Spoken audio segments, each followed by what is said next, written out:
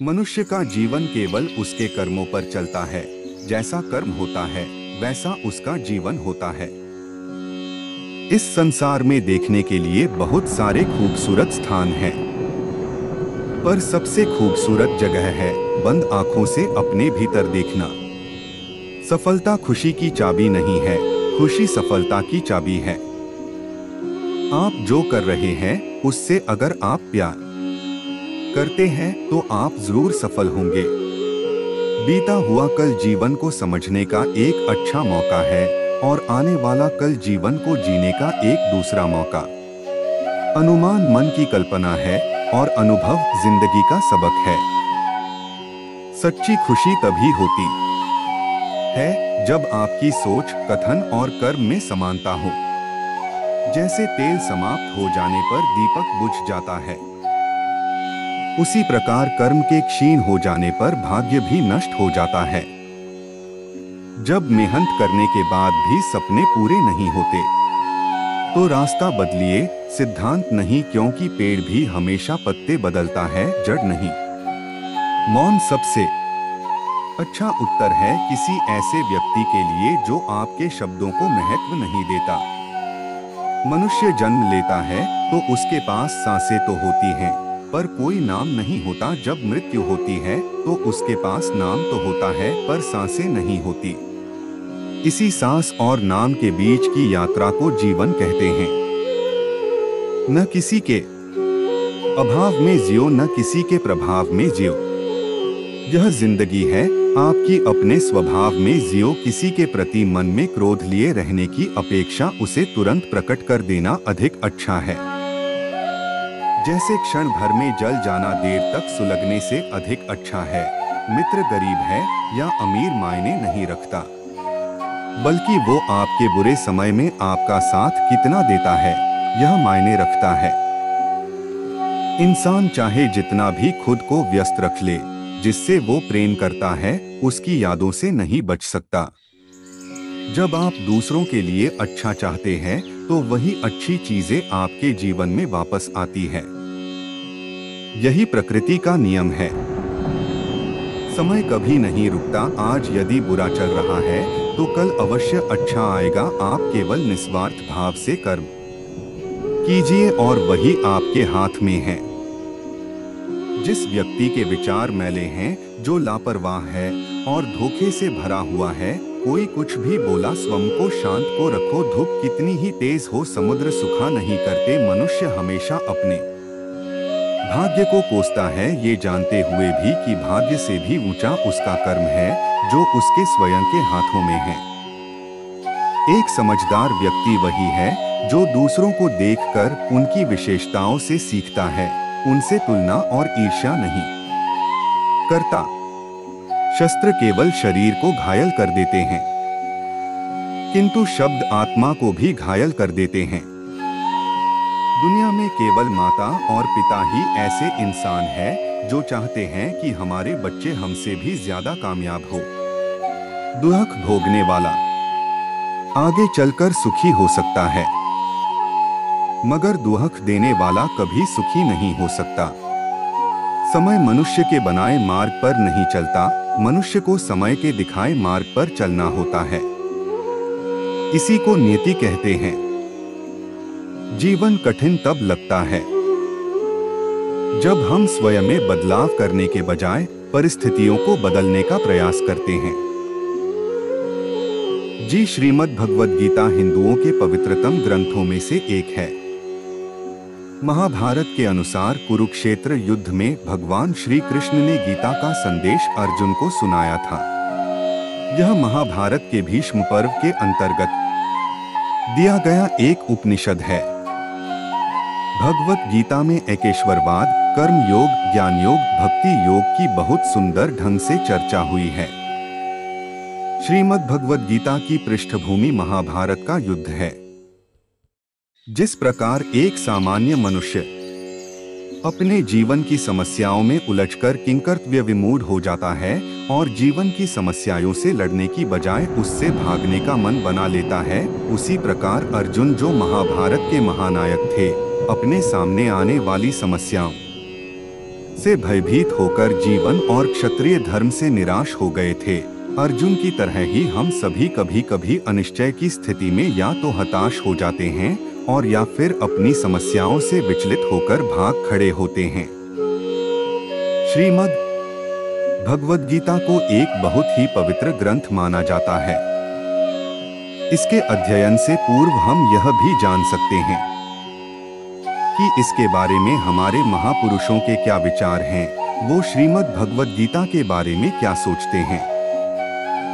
गीता मेरा हृदय है, गीता मेरा उत्तम सार है, गीता मेरा अति उग्र ज्ञान है, गीता मेरा अविनाशी ज्ञान है, गीता मेरा श्रेष्ठ निवास स्थान है, गीता मेरा परम पद है, गीता मेरा परम रहस्य है, गीता मेरा परम गुरु है।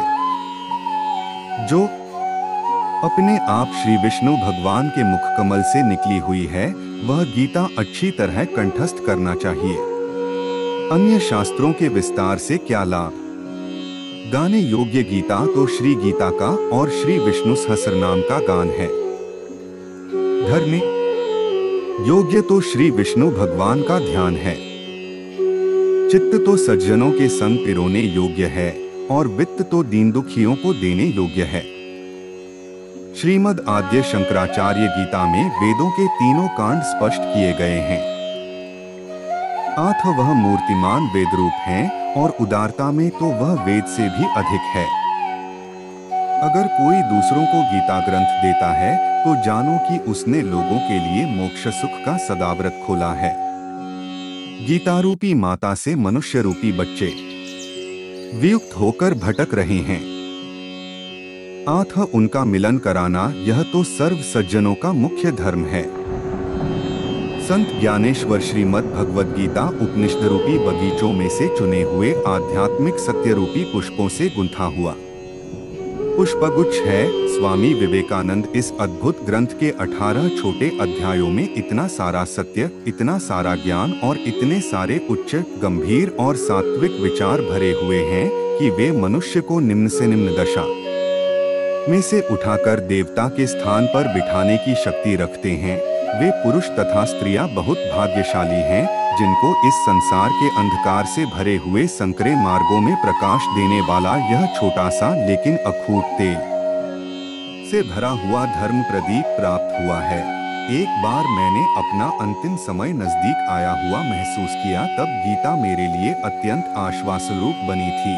मैं जब बहुत भारी मुसीबतों से घिर जाता हूँ तब मैं गीता माता के पास दौड़कर पहुँच जाता हूँ और गीता माता में से मुझे समाधान न मिला हो ऐसा कभी नहीं हुआ है। जीवन के सर्वांगीण विकास के लिए गीता ग्रंथ अद्भुत है। विश्व की 578 भाषाओं में गीता का अनुवाद हो चुका है। हर भाषा में कई चिंतकों, विद्वानों और भक्तों ने मीमांसाएं की हैं और अभी भी हो रही हैं, होती रहेंगी, क्योंकि इस ग्रंथ में सब देशों, जातियों, पंथों के तमाम मनुष्यों के कल्याण की अलौकिक सामग्री भरी हुई है। आथ हम सबको गीता ज्ञान में अवगाहन करना चाहिए। भोग, मोक्ष, निर्लेपता, निर्भयता आदि तमाम दिव्य गुणों का विकास करने वाला यह गीता ग्रंथ विश्व में अद्वितीय है। प्राचीन युग की सर्वरमणीय वस्तुओं में गीता से श्रेष्ठ कोई वस्तु नहीं है। गीता में ऐसा उत्तम और सर्वव्यापी ज्ञान है कि उसके रचिता देवता को असंख्य वर्ष हो गए, फिर भी ऐसा दूसरा एक भी ग्रंथ नहीं लिखा गया है। उत्तर: श्रीमद् भगवत गीता में भगवान श्री कृष्ण ने अर्जुन को उपदेश दिया था, जिसमें साधारण मनुष्य के जीवन से जुड़ी 18 ज्ञान की बातें बताई गई हैं, जिनसे मनुष्य क्रोध, ईर्ष्या, काम वासना, लालच इत्यादि बुराइयों से मुक्ति पा सकता है अगर वह इन बातों को अपने जीवन में लागू करता है। सुख एवं आनंद मनुष्य के भीतर ही निवास करते हैं, परंतु मनुष्य उसे स्त्री में, घर में और बाहरी सुख प्राप्ति के लिए ढूंढ रहा है। श्री कृष्ण कहते हैं कि भगवान उपासना केवल शरीर से ही नहीं बल्कि मन से भी करना चाहिए। ईश्वर का वंदन उन्हें प्रेम बंधन में बांधता है। भगवत गीता में लिखा है, क्रोध से भ्रम पैदा होता है, भ्रम से बुद्धि व्यग्र होती है। जब बुद्धि व्यग्र होती है तब तर्क नष्ट हो जाता है, और जब तर्क मरता है तो मनुष्य का विवेक नष्ट हो जाता है, और जब विवेक नष्ट हो जाता है तब उसका पतन शुरू हो जाता है। इसी आधार पर कई ज्ञान और बुद्धि को खोलने वाली बातें लिखी हैं। भगवद गीता में भगवान श्री कृष्ण कहते हैं, मन का बेचैन होना उसका स्वभाव है। हमारे मन को लगता है कि अगर वह अलग अलग बातों के बारे में सोचता रहेगा तो हमें आने वाली हर मुश्किल और मुसीबत से बचा लेगा, पर ऐसा होता नहीं है। हम अपने जीवन का काफी अधिक समय सोच विचार करके परेशान होने में निकाल देते हैं। भगवान श्री कृष्ण कहते हैं कि मन का यह स्वभाव बदलना मुश्किल जरूर है, असंभव नहीं। अच्छा, अब आप एक बात बताइए, क्या आप कौए को कह सकते हैं कि वो काम व काम की आवाज ना करे? या फिर क्या आप किसी मेंढक को कह सकते हैं कि वह पानी देखते ही ऊंची छलांग ना मारे? हमारे मन का भी कुछ ऐसा ही है। जीवन में कुछ भी होता है, अच्छा या बुरा, हमारा मन उस पर काम व काम करने लगता है। काम व काम से मेरा मतलब है चिंता करना, व्याकुल होना। कोई बुरी बात होती भी नहीं है और मन परेशानी की ऊंची ऊंची लपटें लेने लगता है। कभी कभी तो मुझे ऐसा लगता है कि हम में से कई लोग सिर्फ परेशान होने के लिए जीते हैं। सारी परेशानी, पीड़ा, दुविधा अक्सर हमारी मन की बनाई हुई कहानियां होती हैं। भगवान श्री कृष्ण हमें हमारे मन को शांत और स्थिर करने के लिए दो उपाय देते हैं। पहला, ध्यान लगाना या मेडिटेट करना। दूसरा, वैराग्य भाव सीखना। अब ध्यान या मेडिटेशन शब्द सुनते ही आप में से कई लोग कहेंगे कि आप आंख बंद कर सांसें अंदर बाहर नहीं ले सकते। यहाँ हम सब गलती कर बैठते हैं। मेडिटेशन या ध्यान का मतलब सिर्फ आंख बंद कर बैठना नहीं होता। मेडिटेशन का मतलब होता है अपना पूरा ध्यान किसी चीज पर लगाना और उसे हटने नहीं देना। अगर आप रोटी बना रहे हैं तो सिर्फ उस बात पर ध्यान दीजिए। अगर आप पिक्चर देख रहे हैं तो अपना पूरा ध्यान पिक्चर पर लगाएं। यह मत सोचिए कि पिक्चर देखकर आप अपना कितना वक्त बर्बाद कर रहे हैं। जब आप जीवन के हर छोटे बड़े काम को पूरे ध्यान से करते हैं तो आपका जीवन ही एक मेडिटेशन बन जाता है। ऐसे जीवन में शांति, स्थिरता, साहस और सफलता का होना अनिवार्य है। वैराग्य भाव दूसरा उपाय। वैराग्य का अर्थ यह नहीं कि आप सब कुछ छोड़कर जंगल में जाकर बैठ जाएं। वैराग्य का सच्चा अर्थ है कि आप जो काम कर रहे हैं उसका क्या नतीजा या रिजल्ट निकलेगा उसकी चिंता ना करें। जैसे अगर आपने कोई इंटरव्यू दिया, आप यह कर सकते हैं कि पूरे मन से तैयारी करें और अपना बेस्ट देकर आ जाएं। वह नौकरी मिलना या ना मिलना आपके हाथ में नहीं है। इस नतीजे के पीछे अलग अलग चीजें हैं जो आपके बिल्कुल कंट्रोल में नहीं।